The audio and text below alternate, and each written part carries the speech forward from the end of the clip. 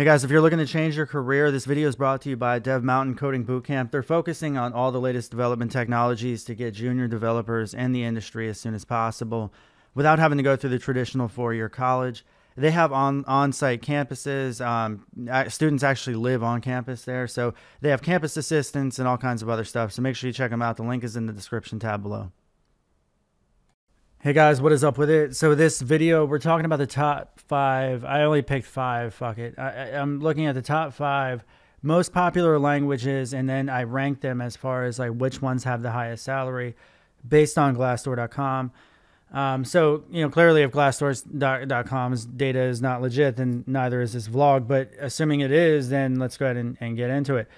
So it's not really what you would expect it to be. So number 5 is going to come in at JavaScript. So 72,500. Clearly, there's a lot of newbie JavaScript developers out there that are taking salaries for $40,000, $50,000, or God knows what.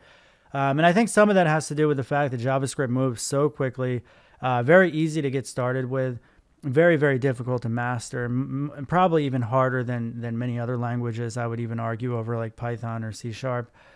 And you know, from there, I think that, you know, ultimately, like if somebody's like, oh, you know, React, because React's only been out for a couple of years and it's only been popular for like 2, you know, okay, you're hired and we're going to pay you like $40,000 out of a boot camp. I'm not sure, because honestly, I've been paid well over $100,000 to write JavaScript. So I think it really it just varies depending on what you're doing.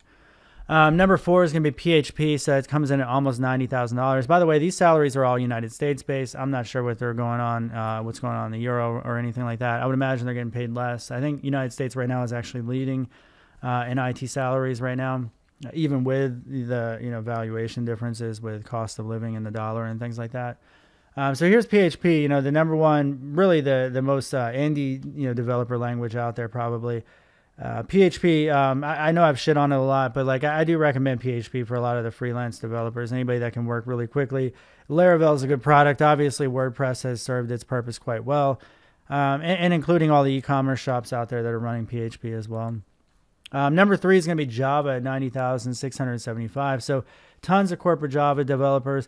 The reason why this is a very good number is because honestly, there are so many Java developers that is like a true tried and true average.